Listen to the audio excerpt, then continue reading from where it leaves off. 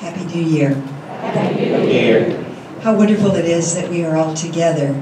Our MCDP sisters are celebrating this year with us, and some are here this morning, and others will be coming for different events. Thank you so much for enriching this experience by sharing it together. One of the wonderful things that has happened is all the sisters from Mexico made it here.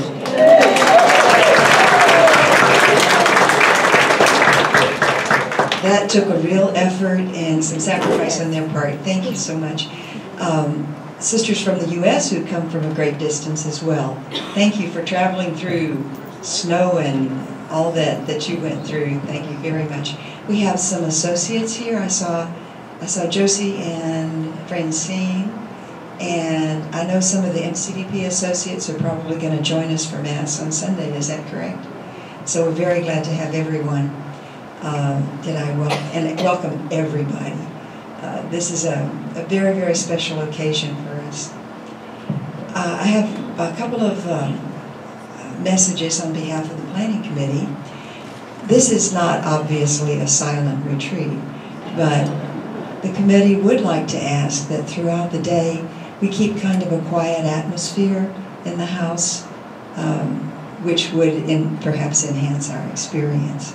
There'll be times for you to get together with folks and reflect on things. But if we could have a quiet atmosphere in the house, that would be nice. What we're going to do this morning, the section of your book that has the Friday, January 1st title page, following that you see a song in French.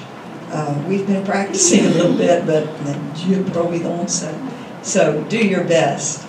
And then the next two pages have two songs, Goodness of God and Trusting in Providence.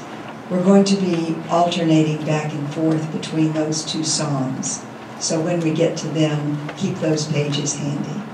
Okay? Anything else I forgot? After the session is over. After the first Session is over. This session is over. Oh, okay, I was going to say that at the end. Okay.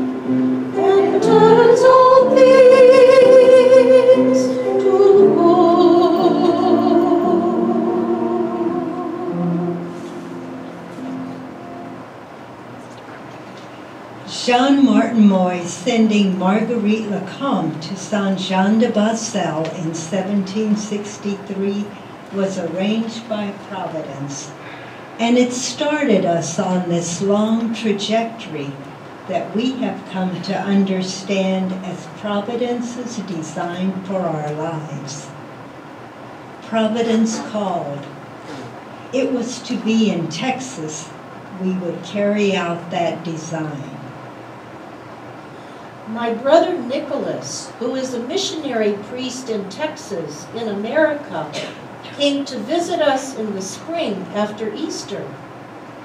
He told us of the great needs of the church in Texas. Nursing sisters are needed. More semi-cloistered sisters who could run boarding schools are needed. And sisters like us who could go into villages and open up schools are desperately needed. Claude Dubuis, Bishop of Galveston, spoke to the sisters in 1865. My dear sisters, our parishes and schools, in order for the true faith to be rooted in Texas, as it is in France. Germans, Poles, French Alsatians, and Czechs are all seeking solace from poverty and the threat of war in the New World, where each hardworking man can find a fortune. The Catholics who are immigrating to Texas, and those who are joining the Catholic Church in legion numbers, want their parishes to have a place of prominence in their villages, and they want their parishes to have schools. I place the mission of Jesus in Texas in your hands.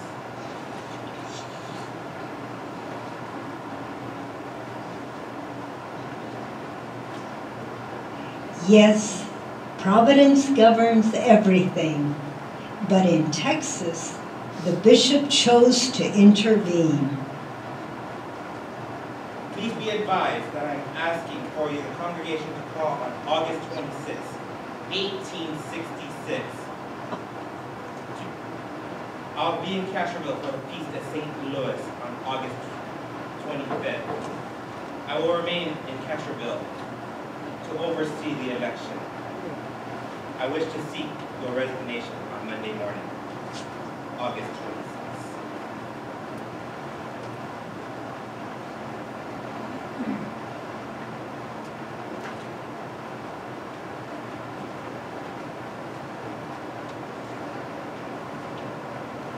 Sisters, I ask that you do not consider me. The good of our community is more important. Please vote for Sister Florence.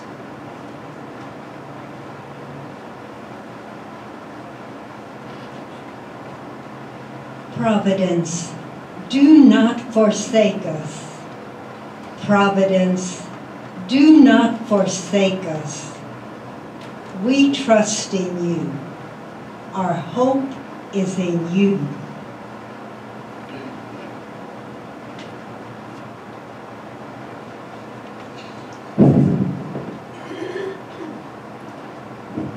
Imitate me in abandonment to divine providence.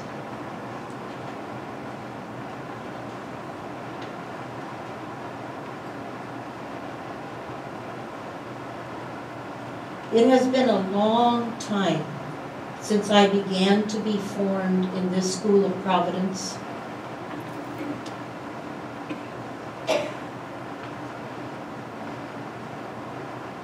Today, I find this formation good.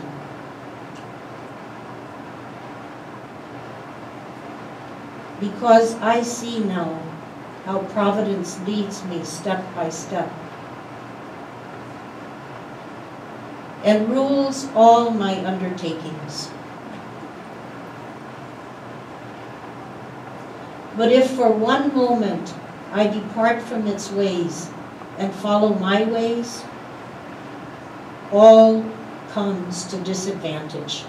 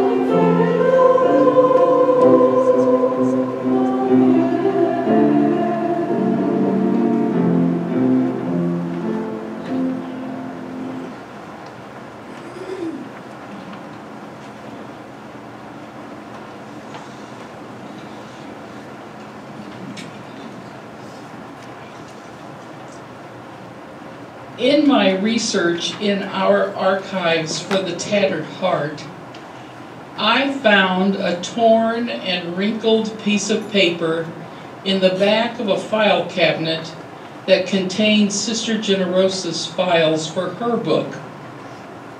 Sister Generosa chose not to validate this paper, and so I did not use it either. But it is now a good time to share it with us as we enter the 150th year since Mother St. Andrew left France and came to Texas, founding us. I like to think that Mother wrote this note because she knew that her death was imminent. My dear, dear sisters, I have no money to leave the congregation. The only treasure that I have to offer you is what is in my heart. I shall not be with you much longer, as my heart, my human heart, is worn out.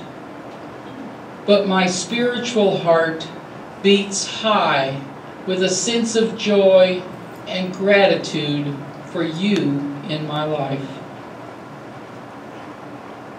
To those who are just beginning our life of living in divine providence, I bequeath my bedrock trust in God's wonderful providence.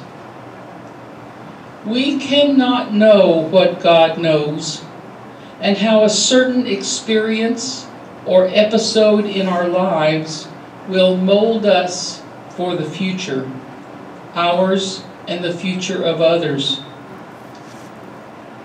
Sometimes, as I learned through many hard experiences, the worst possible experience can lead us to deeper trust in God, and a conversion experience which changes us forever.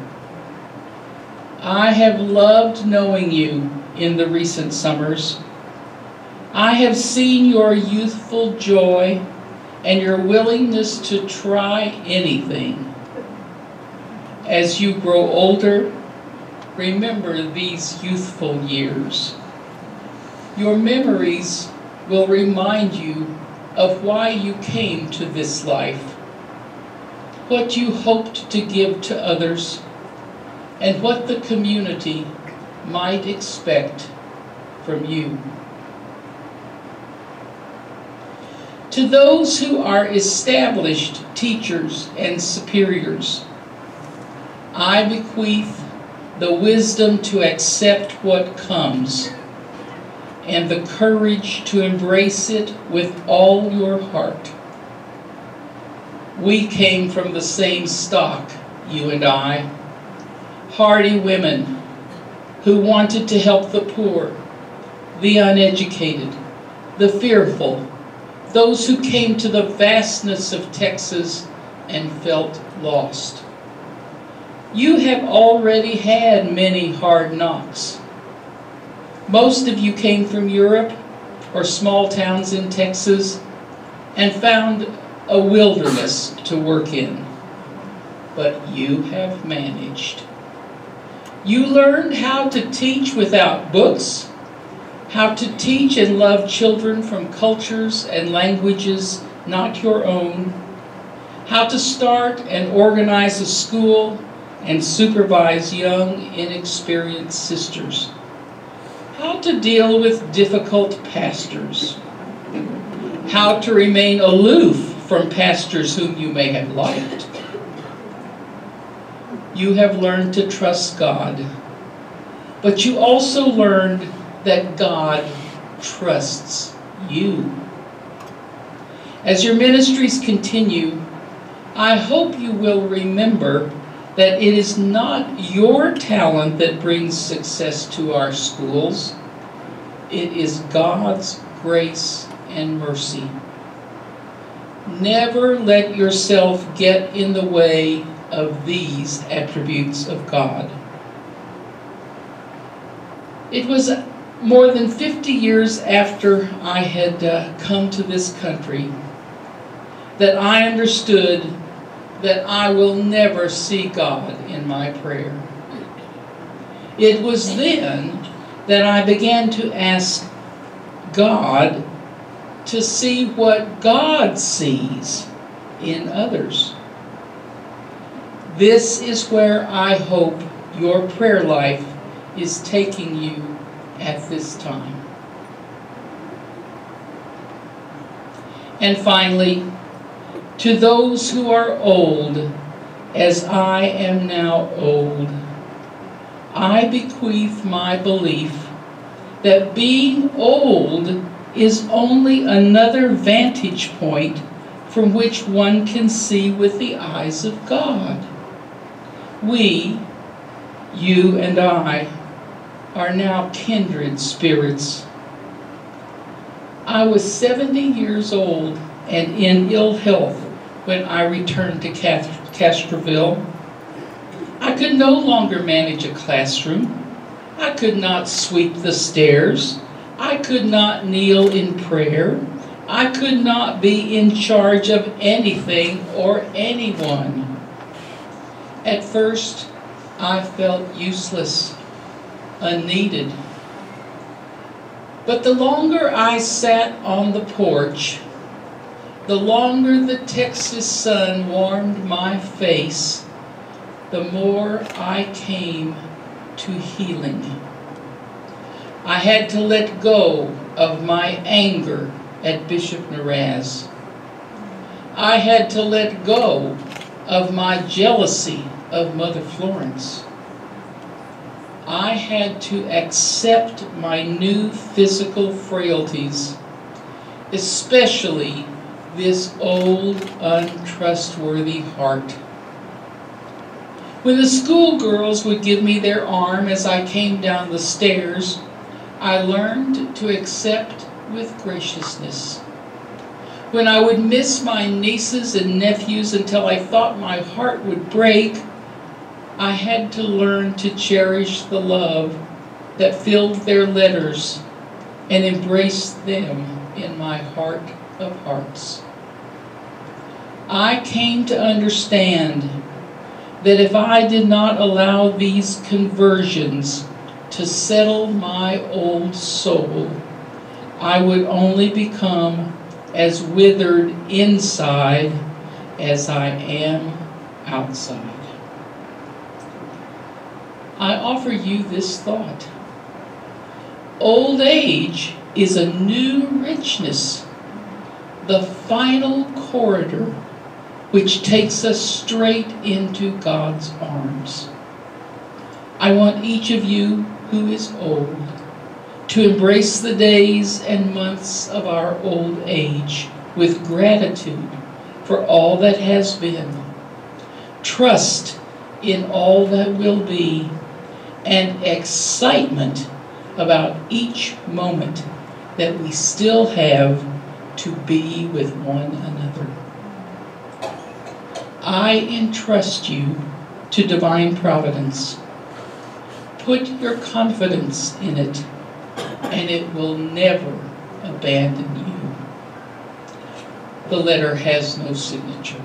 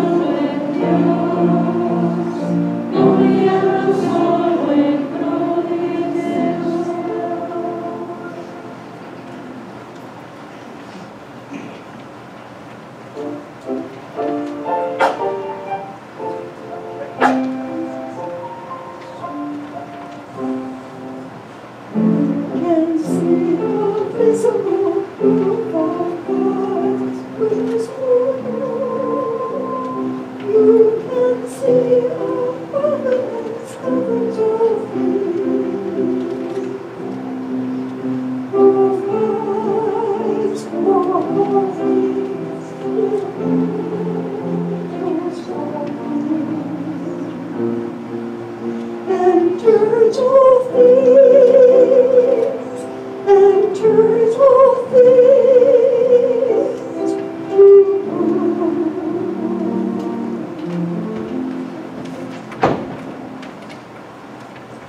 I've come to this faraway land. I am strong and can do whatever is required of me. Providence, guide my heart, my mind, my hands, and my feet, that I may be faithful to your call.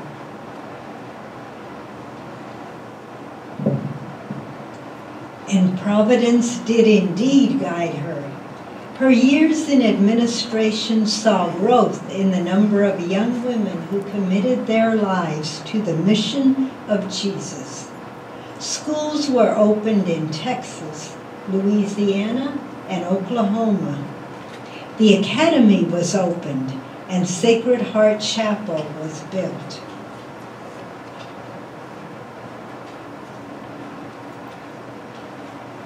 Now I like the single spire. It will be beautiful with bells that sound over the whole city, telling the people God is here. And ringing the Angelus to remind them of Mary's humility and obedience. A clock will show the passing hours, and the chapel doors will be open to all God's people. Divine providence held us in God's hands. We will do whatever is required, knowing that God holds us in God's hands.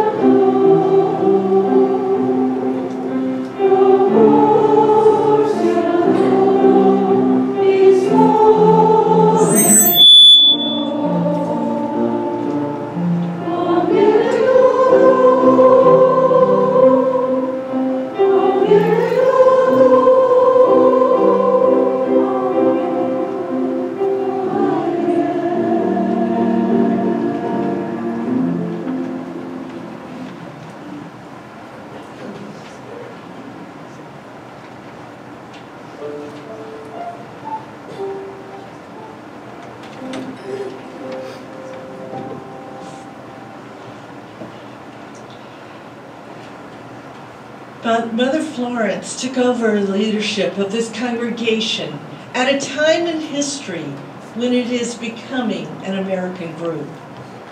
She was young, only 29 years old when she became Superior General. And the congregation, while over 100 years old on the European continent, was still in its early years in North America. She had a vision of a community that would affect many people, and not just in Texas. She opened schools in Louisiana and Oklahoma. She saw to the growth of the congregation on San Antonio's west side. The bells that she so wanted us to hear still ring. The clock that she wanted to mark the passing of hours still ticks away.